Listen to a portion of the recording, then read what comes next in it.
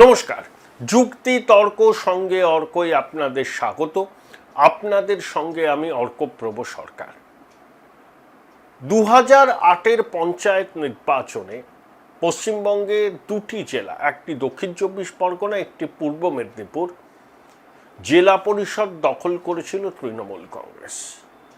অর্থাৎ পরিবর্তনের সূত্রপাত দক্ষিণ চব্বিশ পরগনা এবং পূর্ব মেদিনীপুর থেকে হয়েছিল।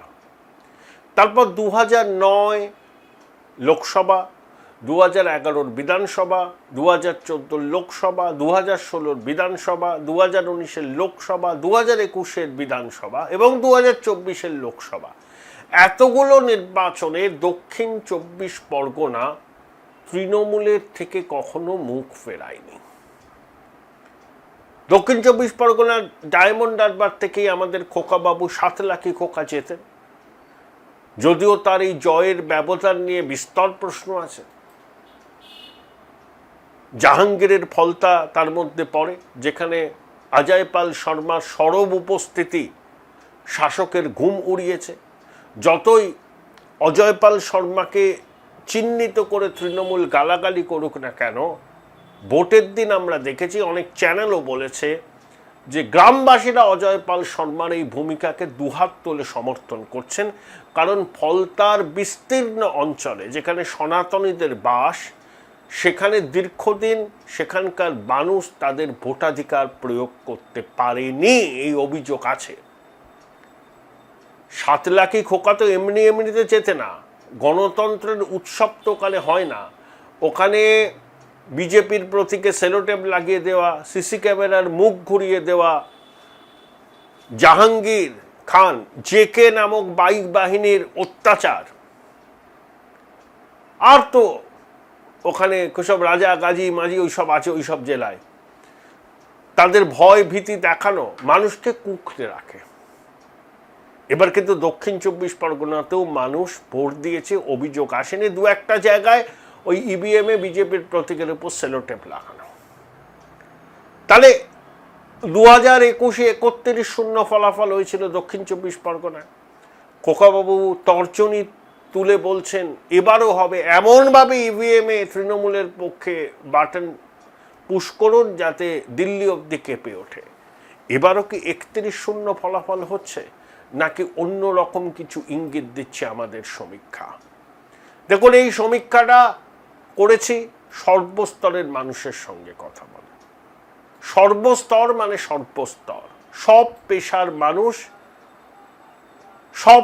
মানুষ, তার মধ্যে শিক্ষক শিক্ষিকা, অধ্যাপক অধ্যাপিকা, আইনজীবী, ছোট ব্যবসায়ী, বড় ব্যবসায়ী, গৃহবধূ, প্রথমবারের ভোটার, চাকরি করছেন এমন মাতৃশক্তি, কাজ করেন এমন মাতৃশক্তি, অনুদান নির্ভর পরিবারগুলো, সংখ্যালঘুরা, তাদের উপস্থিতি প্রচুর দক্ষিণ চব্বিশ পরগনায়, এবং জেলার বিভিন্ন প্রান্তে ছড়িয়ে থাকা আমার বহু সহকর্মী, তাদের সঙ্গে কথা বলেই কেন্দ্র ধরে ধরে একটা আগাম পূর্বাভাস দেওয়ার চেষ্টা করব। তার আগে আপনাদের স্বনির্বন্ধ অনুরোধ, চ্যানেল সাবস্ক্রাইব করবেন, থ্যাঙ্কস বাটনে ক্লিক করতে ভুলবেন না। শুরু করা যাক দক্ষিণ চব্বিশ পরগনা জেলার বিধানসভা ভিত্তিক সম্ভাব্য ফলাফল। গোসাবা বিজেপির জয়ের সম্ভাবনা প্রবল। বাসন্তী তৃণমূলের জয়ের সম্ভাবনা প্রবল। কুলতলি একসময় এসইউসির ঘাঁটি ছিল, সেখানে বিজেপির জয়ের সম্ভাবনা প্রবল। পাথর প্রতিমা এই টিএমসির জয়ের সম্ভাবনা প্রবল। কাকদ্বীপ মন্টুরাম পাখিরা ওখান থেকে জিততেন, এবার কিন্তু সমীক্ষায় উঠে এসছে অন্য ছবি, বিজেপির জয়ের সম্ভাবনা প্রবল। সাগর তৃণমূলের জয়ের সম্ভাবনা প্রবল। কুলপি বিধানসভা কেন্দ্র বিজেপির জয়ের সম্ভাবনা প্রবল। রায়দিঘি কান্তি গাঙ্গুলি 2011, 16, 21 দাঁড়িয়েছিলেন, তার ছেলে এবার দাঁড়িয়েছে। সিপিএম আশাবাদী ওই কেন্দ্রটি জয়ের ব্যাপারে।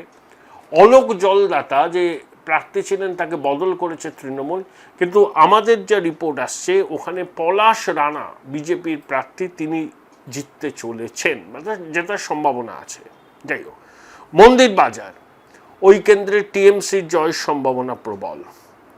জয়নগর ওই কেন্দ্রে টিএমসির জয়ের সম্ভাবনা প্রবল। বারুইপুর পূর্ব তৃণমূলের জয়ের সম্ভাবনা প্রবল। ক্যানিং পশ্চিম তৃণমূলের জয়ের সম্ভাবনা প্রবল। ক্যানিং পূর্বে সম্ভবত নওশাদ সিদ্দিকী জিততে চলেছেন শওকত মোল্লাকে হারিয়ে। যে শওকত মোল্লাকে দিদি বলেছিলেন, এই শওকত তুই তো বোমাবাদিস, যেই নির্বাচন কমিশন শওকতের নিরাপত্তা কমালো, দিদিমণি বললেন যে শওকত তার মানে কলিজা আছে, কালিজা, হ্যাঁ, তিনি তার নিরাপত্তা বলয় থেকে ধার দেবেন শওকতের জন্য, দিল কা টুকরা শওকতের জন্য।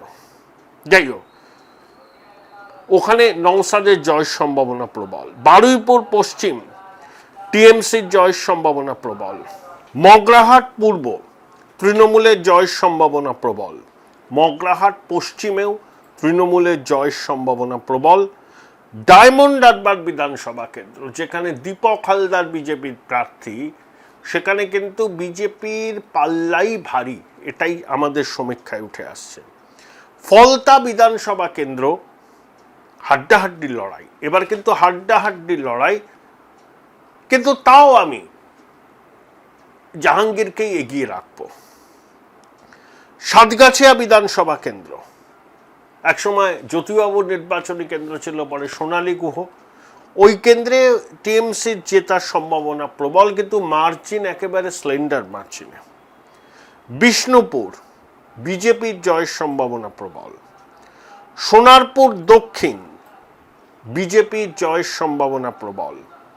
ভাঙড় বিধানসভা কেন্দ্র আরাবুলের সঙ্গে লড়াই, যেখানে আইএসএফ এর প্রার্থী, আরাবুলের জয়ের সম্ভাবনা প্রবল। কলকাতা লাগোয়া কসবাও দক্ষিণ 24 পরগনার মধ্যে পড়ে, ওই কেন্দ্রে জাভেদ খানের জয়ের সম্ভাবনা প্রবল।